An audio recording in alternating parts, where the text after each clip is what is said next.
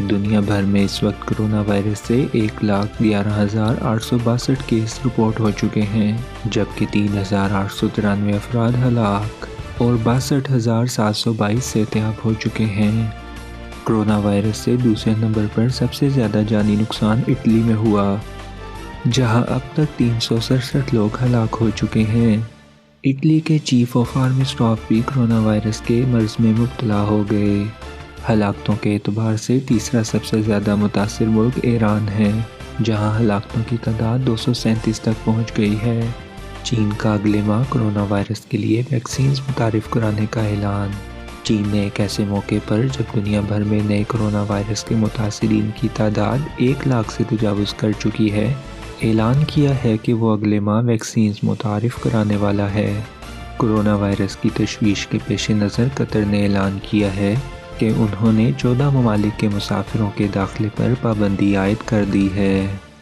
New York میں corona virus کے 105 cases, حکام نے ایمرجنسی ڈکلیئر کر دی۔ برطانیہ میں ایک روز میں سب سے زیادہ کیسز کی تصدیق ہوئی، جس کے بعد مجموعی متاثرین کی تعداد 273 ہو گئی۔ کراچی میں کرونا وائرس کا ایک اور کیس سامنے آ گیا، جس کے بعد پاکستان میں کرونا سے متاثرہ افراد کی تعداد 5، جبکہ ملک بھر میں تعداد 8 ہو گئی۔ ملک میں بدھ سے بارشوں اور برف باری کی پیش گوئی۔ محکمہ موسمیات نے ملک کے بالائی اور وسطی علاقوں میں 11 سے 13 مارچ تک بارشوں کی پیش گوئی کر دی۔ محکمہ موسمیات کے مطابق بارش برسانے والا ایک طاقتور سسٹم 10 مارچ کی شام سے ملک میں داخل ہوگا، جس کی وجہ سے 2 سے 3 دن تک بارش کا امکان ہے۔ اسلام آباد اور پنجاب میں بھی بارش متوقع ہے، جس کے باعث لاہور میں ہونے والے پاکستان سپر لیگ کے میچز متاثر ہو سکتے ہیں۔ خیبر پختونخوا، آزاد کشمیر اور گلگت بلتستان میں پہاڑوں پر بارش کے ساتھ برف باری کا بھی امکان ہے۔ ڈی آئی خان میں سیکیورٹی فورسز کے آپریشن کے دوران پاک فوج کے کرنل شہید اور 2 دہشت گرد ہلاک ہو گئے۔ آئی ایس پی آر کے مطابق سیکیورٹی فورسز نے خیبر پختونخوا کے ضلع ڈیرہ اسماعیل خان میں دہشت گردوں کی کوشش ناکام بنا دی۔ 2 دہشت گرد مارے گئے۔ دہشت گردوں کے ٹھکانے سے بڑی مقدار میں گولہ بارود برآمد ہوا۔ فائرنگ کے مقابلے میں کرنل مجیب الرحمان شہید ہو گئے۔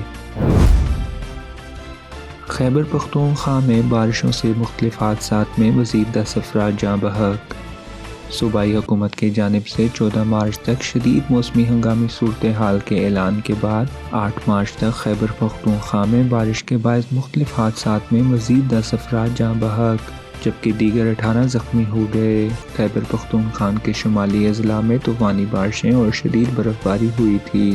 اس حوالے سے جاری بیان میں کہا گیا تھا کہ بارشوں اور برف باری کا سلسلہ آئندہ 7 روز تک جاری رہے گا۔ گلگت بلتستان میں پہاڑی پر موڑ کاٹتے ہوئے مسافر کوسٹر دریا میں جا گری، جس میں سوار تمام 25 افراد جاں بحق ہو گئے۔ عالمی منڈی میں تیل کی قیمت 30% تک کم ہو گئی۔ سعودی عرب کی جانب سے قیمتوں میں کمی اور اپریل میں خام تیل کی پیداوار میں اضافے کے منصوبے کے بعد عالمی منڈی میں تیل کی قیمتیں 30% تک کم ہو گئیں۔ سعودی عرب کی جانب سے قیمتوں میں کمی اور اپریل میں خام تیل کی پیداوار میں اضافے کے منصوبے کے بعد عالمی منڈی میں تیل کی قیمتیں 30% تک کم ہو گئیں، جس سے امریکی تیل کو ریکارڈ نقصان پہنچے گا۔